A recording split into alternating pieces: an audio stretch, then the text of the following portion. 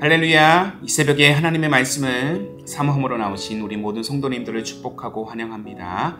오늘 우리에게 주시는 하나님의 말씀은 예레미야 22장 1절부터 9절까지입니다. 본문의 말씀을 제가 봉독하겠습니다. 여호와께서 이와 같이 말씀하시되 너는 유다 왕의 집에 내려가서 거기에서 이 말을 선언하여 이르기를 다윗의 왕위에 앉은 유다 왕이여 너와 내 신하와 이 문들로 들어오는 내 백성은 여호와의 말씀을 들을지니라. 여호와께서 이와 같이 말씀하시되 너희가 정의와 공의를 행하여 탈취당한 자를 압박하는 자의 손에서 건지고 이방인과 고아와 과부를 압제하거나 학대하지 말며 이곳에서 무지한 피를 흘리지 말라.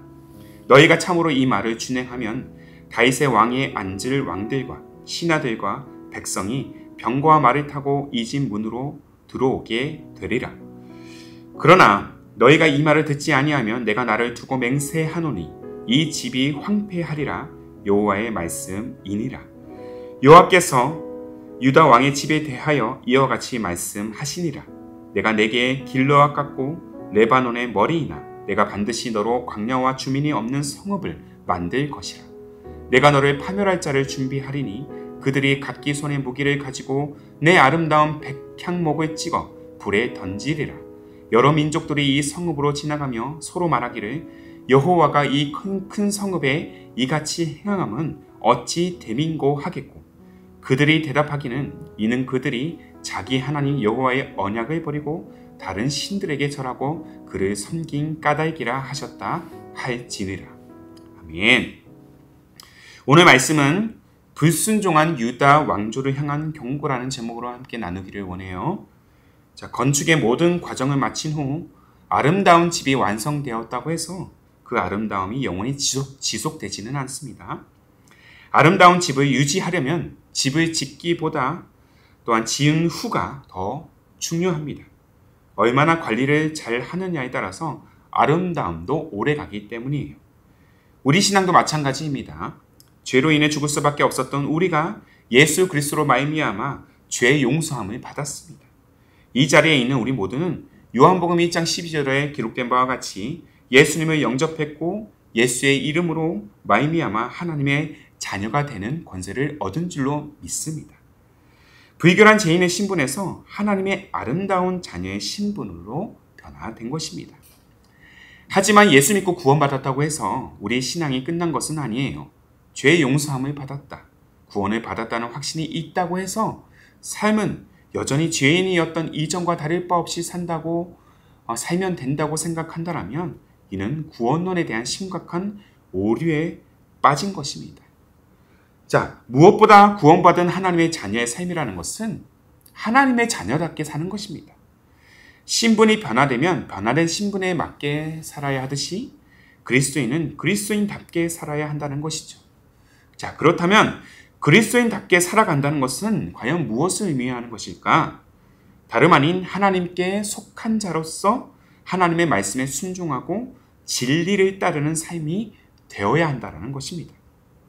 그래서 하나님의 자녀된 아름다움은 이렇게 거룩한 삶을 추구하고 세상의 가치가 아니라 하나님의 가치를 따를 때 온전히 유지될 수 있습니다. 만약 자신이 구원받았던 사실에 안주하며 하나님의 뜻을 거스르고 진리를 따르지 않는다면 오히려 예수를 믿기 이전보다 더 추악한 모습으로 전락하게 된다는 사실을 우리는 기억해야 될 것입니다. 자, 오늘 우리는 본문을 통해 유다 백성들의 모습이 죄로 인하여 추악하기 이를 데 없다는 사실을 또한 목도하고 있어요. 유다 민족은 과거 아브라함 때부터 하나님의 백성으로 선택받은 민족이에요. 하나님께 선택받았다는 사실은 유다 백성들에게 가장 큰 자부심입니다. 프라이드예요. 이를 한 단어로 표현하자면 선민의식인 것이죠. 그런데 이 자부심이 지나친 나머지 이방 민족들을 경시하면서 정작 자신들의 잘못된 관념, 잘못된 생각, 탐욕스러운 행태들은 잘 돌아보지 못합니다. 그럼에도 자신들은 하나님께 속해 있기 때문에 선택받은 민족이기 때문에 심판을 면할 것이라고 말합니다. 그렇게 말하는 거짓 선지자들의 말만 들으려고 해요. 하지만 이들의 생각, 이들의 마음은 크나큰 착각에 불과합니다. 하나님께서는 죄악에 물든 유다 백성들을 심판하시겠다고 지금 예레미야를 통해서 분명히 말씀하고 계시죠. 다만 심판 전에 그들이 돌아오도록 여러 차례 경고의 메시지와 함께 기회를 주고 계신 것입니다. 자, 본문 4절의 말씀이에요. 너희가 참으로 이 말을 준행하면 다윗의 왕위에 앉을 왕들과 신하들과 백성이 병거와 말을 타고 이 집 문으로 들어오게 되리라. 이 말씀은 어쩌면 하나님께서 유다 백성들에게 부여하신 마지막 기회인지도 모르겠습니다. 반복되는 죄악 속에서도 하나님이 떠나고자 하는 그들의 불순한 마음을 하나님께서는 지금 끝까지 참으시고 인내하고 계십니다. 심판이 임하면 용서의 기회는 사라지고 구원받을 기회 또한 없어지기 때문이에요. 그러므로 우리는 죄의 유혹에 숙조없이 넘어지고 불순종하고자 하는 교만함을 보시고도 끝까지 인내하시고 참으시는 하나님의 긍휼하심에 늘 우리는 감사해야 될 것입니다. 그럼에도 순종하지 않는 자들, 오늘 3절에 기록된 바와 같이 하나님의 말씀을 따라 공의와 정의를 실현하지 않고 무죄한 피를 흘리지 않으면 다시 너희에게 허락한 유다의 아름다운 집에 들어오겠다는 그 하나님의 약속을 유다 백성들이 신뢰하지 않는다라면 하나님께서 어떻게 하시겠다고 말씀하십니까? 자, 본문 5절의 말씀이에요. 그러나 너희가 이 말을 듣지 아니하면 내가 나를 두고 맹세하노니 이 집이 황폐하리라. 여호와의 말씀이니라. 지금 심판을 이야기하고 계십니다.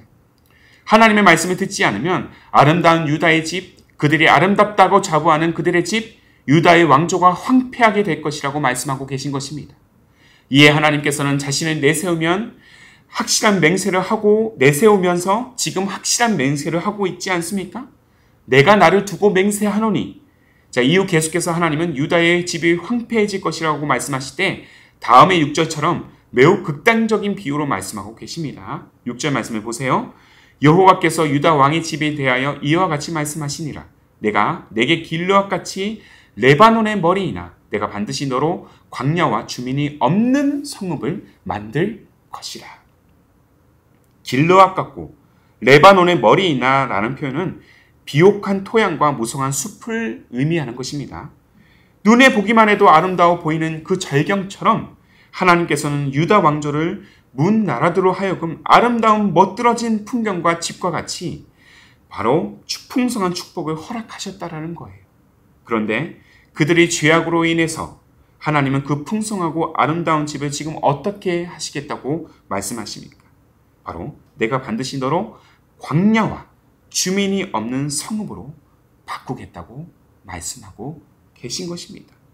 비옥하고 풍성한 땅을 그 토양을 순식간에 아무도 살지 못하게 하는 광야로 바꾸겠다는 말씀이에요.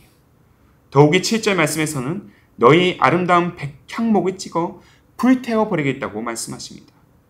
영원할 것 같은 아름다움이 불순종 때문에 참혹한 화염으로 변화되는 과정인 것입니다.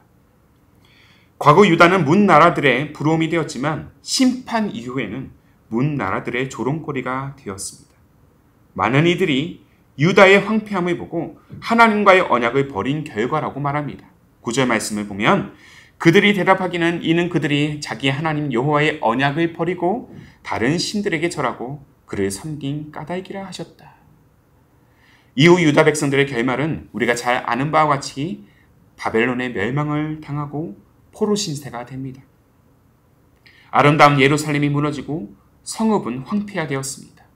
이 모든 결과의 원인은 다름 아니라 하나님의 말씀에 불순종하고 하나님을 떠난 백성들의 죄악 때문이에요.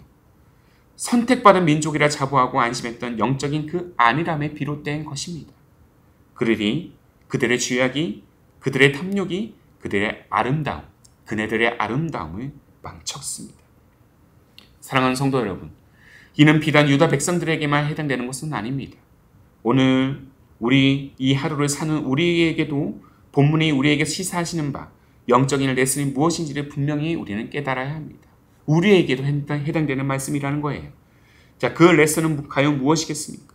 하나님의 자녀는 자녀답게 살아야 아름다운 존재로 설 수 있다는 것입니다.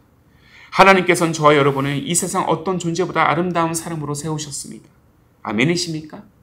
아름다운 사람의 하나님의 사람답게 택함받고 구원받은 존재답게 우리는 그래서 살아가야 합니다. 내가 구원받았다고 해서, 내가 목자의 직분을 받았다고 해서, 내가 많은 은사를 받았다고 해서 그 확신과 축복에만 우리는 멈춰 있어서는 안 될 것입니다. 우리에게는 하나님의 자녀된 자로서, 하나님께 속한 자로서 거룩하게 살아가야 할 의무와 책임이 주어졌습니다. 세상과 구별된 자로 하나님의 말씀에 청종하고 말씀에 순종하며 그렇게 살아갈 때 아름다운 구원의 역사를 온전히 이루어 갈 수 있다라는 것이죠. 말씀을 마무리합니다. 우리가 문 나라들로부터 부러움의 대상에서 조롱거리가 된 유다의 결말을 반복하지 않기 위해서는 어떻게 해야 될까요? 우리의 욕심을 내려놓고 바로 하나님의 말씀 앞에 서야 합니다. 거듭되는 경고의 말씀을 들어야 합니다. 그리고 우리의 영혼에, 우리의 가정에, 우리 교회에, 우리 민족의 죄악된 실상을 고백하면서 십자가 앞에 엎드려 하나님의 용서하심과 긍휼하심을 구해야 될 것입니다. 이렇게 주께서 주시는 경고를 듣고 준행할 때 우리 신앙은, 우리의 가정은, 우리의 교회는 온전히 회복될 줄로 믿습니다. 사랑하는 성도 여러분, 아름답게 창조된 우리 존재를 죄악으로 더럽히지 마십시오. 그리고 하나님의 말씀에 귀를 기울이면서 순전한 신앙의 회복을 간구하십시오. 이것이 오늘 사방에서 무너져가는 이 시대 가운데 하나님께서 원하시는 모습인 줄로 믿습니다.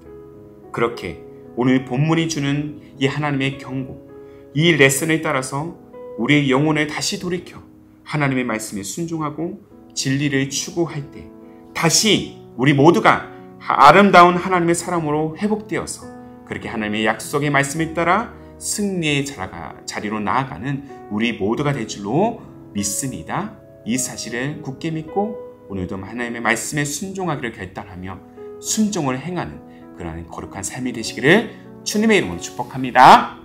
아멘. 함께 기도하겠습니다. 살아계신 하나님, 때론 우리의 탐심과 안일함으로 하나님이 주시는 경고의 말씀을 간과할 때가 있습니다. 죄의 유혹에 사로잡혀 하나님의 말씀에 귀를 기울이지 않고 순종하지 않았던 우리를 주님 용서하여 주옵소서. 무엇보다 우리를 향한 하나님의 마음과 뜻이 온전히 우리의 마음 가운데 새겨져서 그 모든 죄악들과 시험을 분별하도록 우리를 영적으로 각성하게 하여 주시고 우리를 세상 그 누구보다 아름다운 존재로 택하여 주시고 세워주셨사오니 하나님의 사람답게 살아가도록 주님이 인도하여 주옵소서. 그렇게 하나님을 향한 순전한 믿음으로 나아가는 우리의 여정, 우리의 가정, 우리 교회가 되기를 소망합니다. 우리를 영원한 삶 승리의 삶으로 이끄시는 우리 주님 예수님의 이름으로 기도하옵나이다. 아멘. 오늘도 주신 말씀에 따라서 두 가지의 기도 제목을 붙들고 간절한 마음으로 기도하기를 원합니다. 먼저는 시대와 영혼을 향한 경고의 말씀을 우리가 간과하지 않고 온전히 따르고자 할 때 하나님의 사람답게 순전한 믿음을 이 땅에 실현하는 인생이 되게 하옵소서. 한 걸음 더 나아가 기쁨이 되는 교회의 모든 성도들이 매일 주어지는 하나님의 말씀을 청종함으로 거룩을 회복하고 시대를 분별하는 그러한 삶과 가정이 되게 하옵소서. 이 두 가지의 기도 제목을 간절한 마음을 함께 고백하시면서 기도로 하루의 삶을 열어가시기를 바랍니다. 함께 마음을 다해 기도하겠습니다.